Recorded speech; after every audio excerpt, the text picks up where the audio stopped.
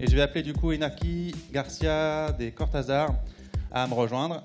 Bonjour Inaki, je vous donne la parole. Je vous invite à vous installer par ici. Et on est bon. Parfait. Bon. Bonjour, je suis tout petit.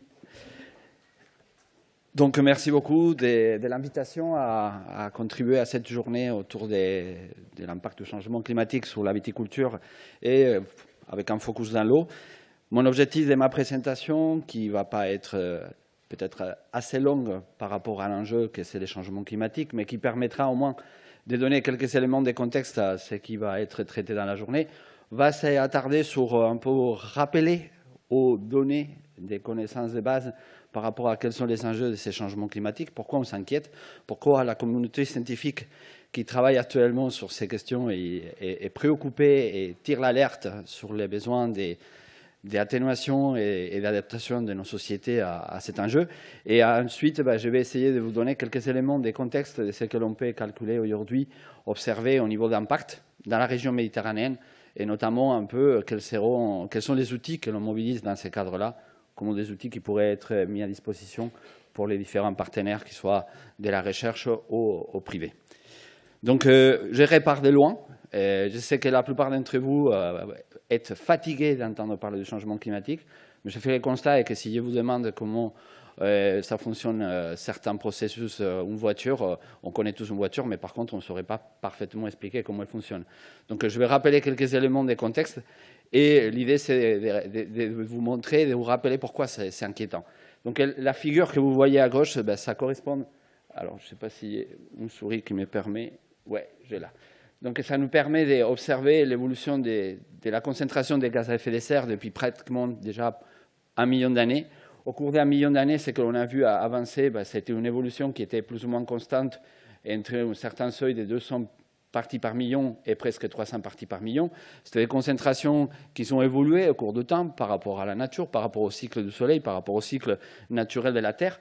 Mais vous pouvez voir que quand on se rapproche de l'année zéro, on va dire, cette évolution des concentrations monte énormément jusqu'à atteindre une valeur de 415, actuellement même 417, 418. Et en fait, quand on commence à faire un zoom, on se rend compte que cette évolution très rapide de ces dernières années elle se produit de manière aussi progressive. Et quand on s'attarde sur les 10 000 dernières années, que c'est quand l'agriculture s'est développée, on voit qu'il y a quand même de l'agriculture que l'on connaît aujourd'hui. Et donc, les espèces que l'on cultive, particulièrement, par exemple, dans des régions méditerranéennes, et sont plus implantées, on a pu développer cette agriculture sans avoir trop de variations. Et donc, on peut voir qu'en fait, on va avoir une variation très faible des dernières 10 000 années de ces concentrations. Et par contre, quand on fait encore un petit zoom dans la partie haute, dans les 200 dernières années, là, en fait, c'est depuis qu'on a démarré l'industrialisation, on voit que c'est à ce moment-là la mobilisation des énergies fossiles qui a généré cette augmentation importante qui nous concerne aujourd'hui.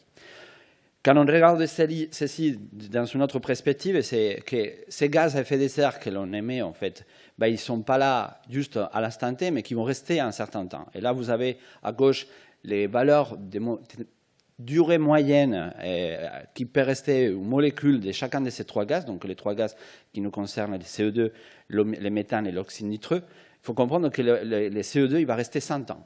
C'est-à-dire que ce matin, en fait, nous tous, quand on est venu ici, et quand on a pris notre café, on a allumé nos appareils pour prendre le petit-déj, tous les gaz à effet de serre qui ont été mis dans toutes nos activités quotidiennes de ce matin, en fait, ce n'est pas la concentration que l'on pourrait mesurer maintenant qui vont nous donner une information sur ce que l'on a émis. En fait, ces gaz ils vont rester 100 ans à partir de maintenant. Mais ça veut dire aussi que les gaz, la concentration que l'on a aujourd'hui, c'est une concentration que l'on a accumulée depuis les 100 dernières années. Ce n'est pas notre concentration à nous. C'est la concentration qui a été générée par nous, par nos parents, par nos grands-parents et par nos arrière-grands-parents. Et donc, en fait, c'est temps lent de 100 ans qui nous inquiète, parce que ce n'est pas des temps à partir de maintenant qui a un impact sur ce qui peut se passer à l'avenir. C'est pour ça qu'on a besoin d'agir aujourd'hui. Un autre élément, et c'est ce que je montre dans la figure de gauche, c'est que la plupart des émissions se produisent dans les zones continentales, donc l'hémisphère nord, Et là, c'est une image qui est arrêtée, mais si elle a laissé un mouvement, vous verrez qu'en fait, mes émissions, elles ne restent pas ici. Je ne suis pas un ballon avec ce qu'il y a mis aujourd'hui. En fait, elles sont parties à l'atmosphère et elles sont partagées avec tous. Donc en fait, il faut comprendre aussi que nos émissions, elles sont pour tous. C'est-à-dire que quand on n'a pas d'émissions, ben, c'est aussi pour tous.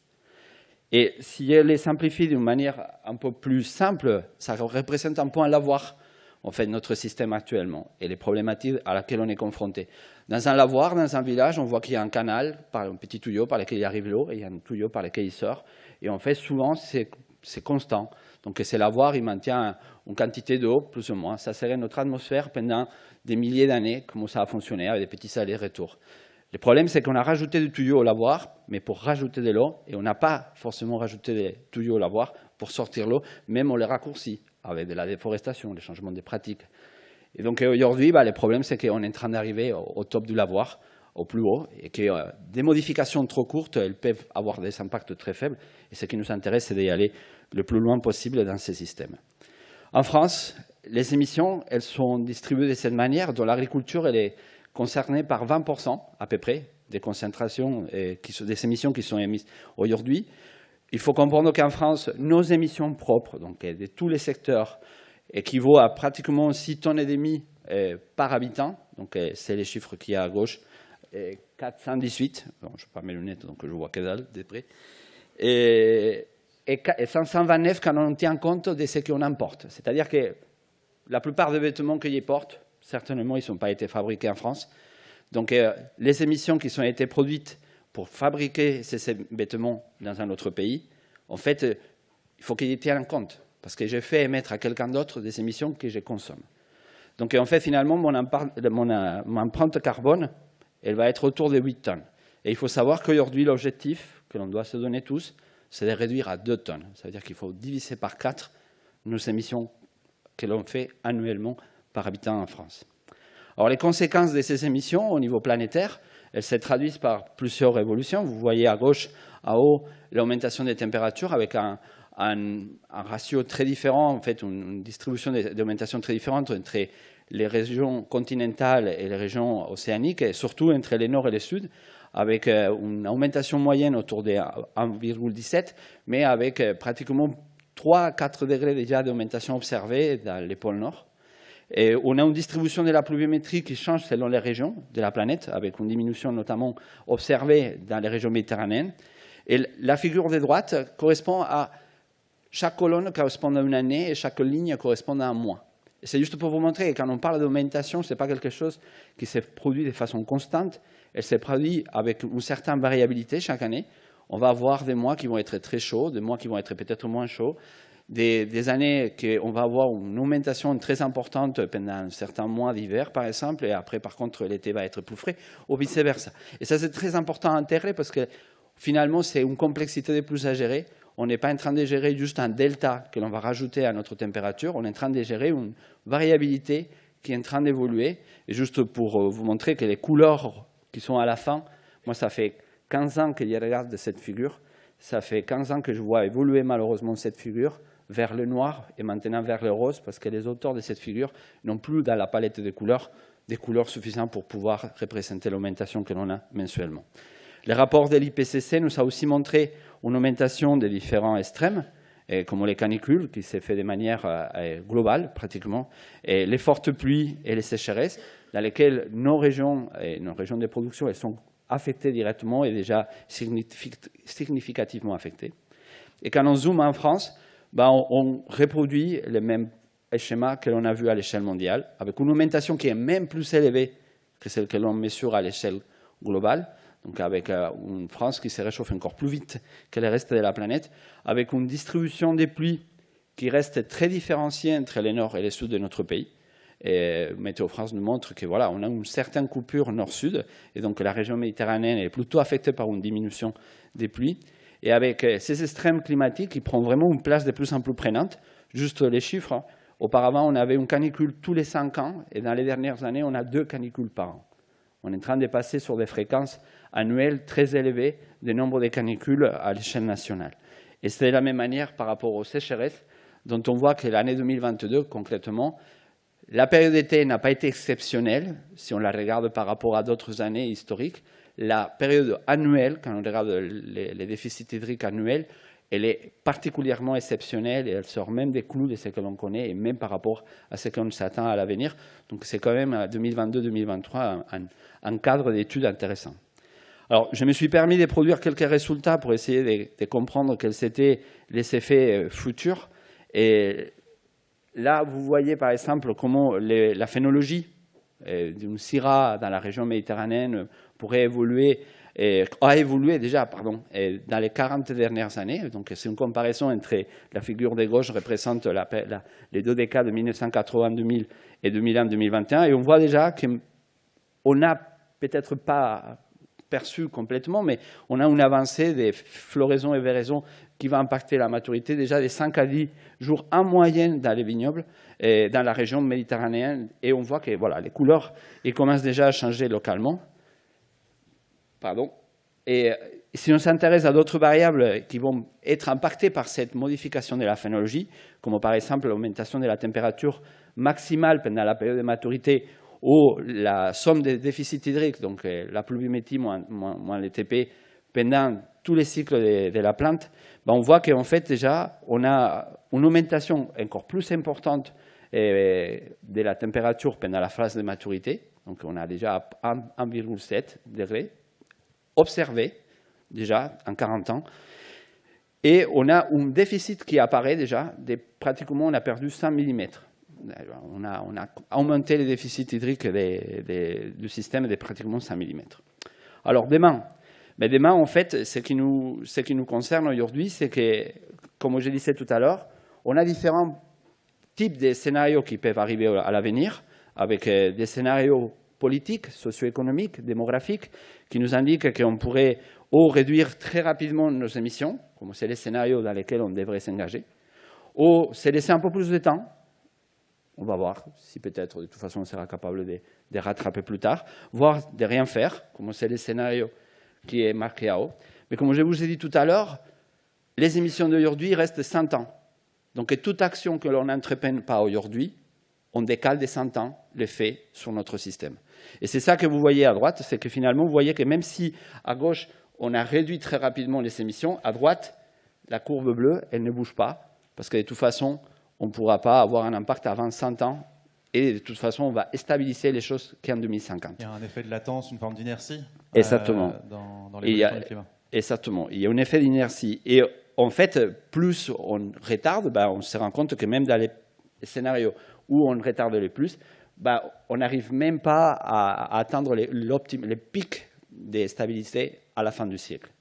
Et quand on introduit ça dans les modèles, finalement, on se retrouve que ça va générer différentes tendances d'augmentation de la température. Une autre image qui a été produite très récemment par les GIEC, l'IPCC, nous donne une image à l'état, à un pas de temps humain.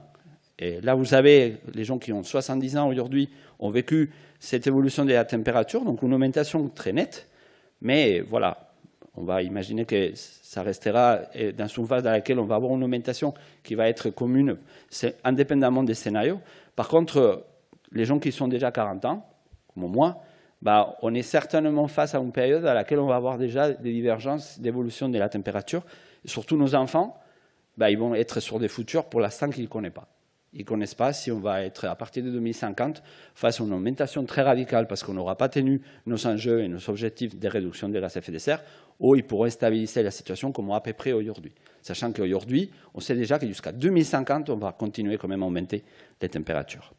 Cela nous donne deux images très différentes de la planète, que ce soit pour les températures ou pour la pluviométrie, avec une augmentation dans tous les cas très importante d'ici 2050. Ça pourrait être l'image de gauche au 2100 à la fin du siècle, dans les pires scénarios d'augmentation, donc des augmentations qui pourraient aller jusqu'à plus 11, 15 degrés dans l'hémisphère, dans les pôles nord, et avec une répartition des pluies très marquée, très différenciée. Et vous voyez que la région méditerranéenne est systématiquement contrainte par une baisse des pluviométries. Est-ce que, Inaki, on peut dire que l'atténuation est une condition à l'adaptation?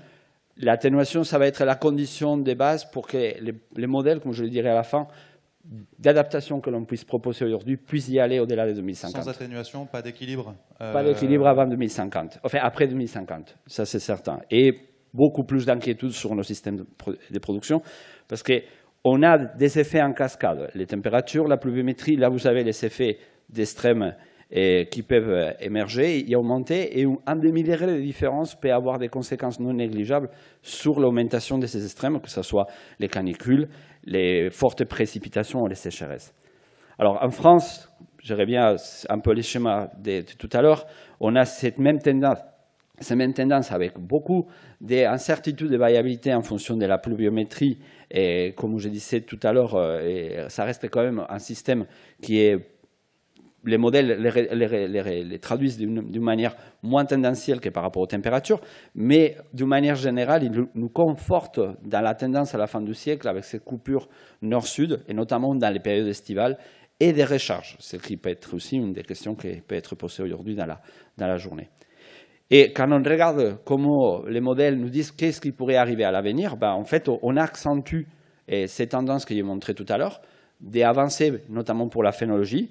Alors, les deux images que vous avez ici correspondent à les données observées. Et ça, c'est ce que les modèles de simulation nous disent. Donc, il y a une concordance entre les deux qui est plutôt très bonne. Et par contre, quand on commence à aller vers l'avenir, ben, on voit qu'on continue à avancer énormément la phénologie avec, par exemple, dans la région, des véraisons qui pourraient être à la fin du siècle, pratiquement systématiquement début juillet, par exemple. Et avec des conséquences au niveau des températures et des déficits hydriques, dans lesquels l'effet de décaler la phénologie, d'avancer les cycles, d'avoir une véraison au mois de juillet, nous amènerait à une augmentation à minima déjà autour des 2 degrés, 2 degrés et demi, des plus par rapport à aujourd'hui, pas par rapport au passé, des plus par rapport à aujourd'hui, et encore un déficit hydrique qui serait accentué en 2050, plus ou moins, mais de manière très importante à la fin du siècle par rapport à aujourd'hui. Donc, on est en train de presque doubler les déficits que l'on connaît déjà. Ça va avoir des conséquences. Je ne vais pas m'attarder dans cette diapositive, mais c'est juste pour dire qu'on a des choses qu'on a déjà observées, que ce soit sur tout ce qui va être la qualité, le rendement, les changements d'occupation de sol, les maladies, les événements extrêmes qui affectent la viticulture, et ça, que ce soit dans les passés, mais aussi pour l'avenir. Et donc, une des questions que l'on essaye de travailler dans nos équipes de recherche, c'est comment on peut travailler, quels outils on peut mobiliser pour continuer à approfondir ces connaissances. Aujourd'hui, d'une manière générale, on en a deux que l'on utilise majoritairement, des indicateurs et des modèles. Et les indicateurs, c'est des outils très simples, mais qui nous permettent de quantifier des effets de la faisabilité climatique d'une espèce, par exemple la vigne, ou d'un cépage dans une région donnée. Et il y a plein de travaux qui sont en cours et qui sont développés, que ce soit au niveau national, par exemple le portail Canaries France, et des travaux que l'on réalise au niveau d'INRAE, mais aussi au niveau local, au régional, avec les chambres d'agriculture et avec les instituts techniques qui développent des outils cartographiques ou pas pour exprimer et expliquer quels sont les effets passés et futurs du changement climatique. Et on a aussi les modèles qu'aujourd'hui suivent un développement continu qui va dans une acquisition des connaissances qui permet de représenter des systèmes depuis l'organe, la plante, la parcelle, les territoires, et donc de prendre en compte toutes ces interactions. Et donc aujourd'hui, les équipes de recherche qui travaillent sur le développement de ces outils, je dirais que malheureusement, on a dû orienter notre travail d'acquérir des connaissances vers des acquérir des connaissances pour essayer de sauver ou d'essayer d'adapter des systèmes. Et on n'est plus dans la connaissance pour les plaisirs de la connaissance, mais plutôt dans la connaissance pour l'urgence qui est de pouvoir répondre à certains enjeux qui nous soulèvent les changements climatiques. Je vous donne juste deux exemples qu'on a produits ces dernières années, comme des exemples qui permettent d'expliquer des choses. Un premier exemple, c'est un travail qu'on a fait en commun avec l'Institut rhodanien et les syndicats des vignerons de la vallée du Rhône, dans lesquels on a pu étudier comment et pourquoi la qualité du raisin avait changé ces dernières 60 années. Donc, ils avaient la base de données d'observation des suivis maturité, et on a pu mettre en perspective par rapport à des données climatiques, et ça nous a montré des évolutions qu'on connaissait déjà, l'augmentation des sucres, la diminution d'acidité, mais on a observé aussi des diminutions de rendement, et on a pu les mettre en perspective par rapport à des variables climatiques qui ont changé au cours de ces dernières 50 années, et qui nous expliquent pourquoi ça s'est passé comme ça, et aussi comment ça pourrait être à l'avenir. En deuxième étude, un travail qu'on a réalisé avec l'AOP Ventoux, dans lequel on les a accompagnés dans son réflexion et par rapport à leur passé, leur présent et leur futur, de comment le vignoble il pourrait évoluer. Et ça va questionner aussi toute la question de l'espacialisation, les territoires, comment on va pouvoir prendre en compte des nouveaux zonages, des nouvelles zones de production qui pourraient être intéressantes. Je mets mes lunettes. Donc, pour revenir à la fin, et au niveau de quelques conclusions, c'est vraiment quelques idées pour amener, pour avoir du espace de discussion. Changement climatique, c'est un fait aujourd'hui. C'est plus une discussion, c'est plus une évaluation très scientifique.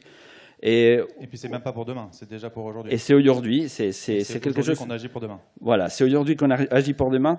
On est tous des acteurs pour le limiter, à chacun à ses différents niveaux, au niveau personnel, au niveau professionnel, au niveau institutionnel, décisionnel, et va avoir un impact, comme je vous ai montré, pas seulement sur notre vie par rapport aux prochaines années, mais aussi par rapport à celle de nos enfants. Il y a des risques, et on va en avoir plein qui vont émerger pendant la journée, certainement, mais il y a aussi des opportunités. Donc, il faut vraiment que l'on réfléchisse collectivement comment on peut s'approprier ces opportunités. Et pour répondre à la remarque de tout à l'heure, oui, aujourd'hui, dans les cadres du projet La Cave, une des choses qu'on a tirées, c'est qu'on considère qu'on peut s'adapter à l'horizon 2050, malgré ce que je viens de montrer. On a, je pense, la connaissance, les techniques, les équipes de recherche, la mobilisation générale des acteurs pour essayer de s'adapter, mais sur un scénario dans lequel on resterait avec une stabilisation à partir de 2050. Si on bascule sur l'autre scénario, la situation et la capacité d'adaptation, elle sera beaucoup plus restreinte, et voire, dans certains cas, même inconnue par rapport à ce que l'on peut produire aujourd'hui. La viticulture a besoin de s'adapter, et localement, globalement, et l'enjeu de l'eau nous le montre clairement, on ne peut pas juste penser à notre point, l'eau, elle fait que passer chez nous, et elle vient d'ailleurs, et il ira après. Donc il y a vraiment une question des réflexions de toute la chaîne de production, que ce soit au niveau d'une filière ou d'une ressource. Et ne pas oublier que l'agriculture, et ça c'est quelque chose que je n'ai pas montré, elle fait partie aussi des solutions. C'est-à-dire ça fait partie du maillon de la capacité que l'on aura de s'adapter au changement climatique. Il faut savoir que tous les secteurs en France doivent réduire, diviser par 6 leurs émissions d'ici 2050, sauf l'agriculture, qui doit diviser par 2, parce qu'on part du principe que l'agriculture va contribuer à le stockage de carbone, à la réduction des gaz, par d'autres biais, que ça ne sera pas juste la réduction d'émissions. Donc l'agriculture, elle a vraiment un rôle à jouer, la viticulture parmi les filières agricoles, et donc c'est important que l'on garde ça en tête, parce que c'est aussi un travail de réflexion globale que l'on doit mener collectivement. Voilà, merci beaucoup de votre attention. Merci beaucoup Inaki, on peut l'applaudir pour cette introduction qui pose le cadre. Je rappelle Inaki que vous êtes donc chercheur INRAE, je ne l'ai pas dit, dans l'unité agroclim, donc vous savez de quoi vous parlez a priori. Et puis on a compris que derrière le diagnostic, il y avait surtout un appel à la mobilisation et en plus avec des outils qui permettent aux acteurs de la recherche mais aussi aux professionnels de se projeter. Donc il n'y a plus qu'à, entre guillemets, et on va en parler toute la journée. Merci beaucoup.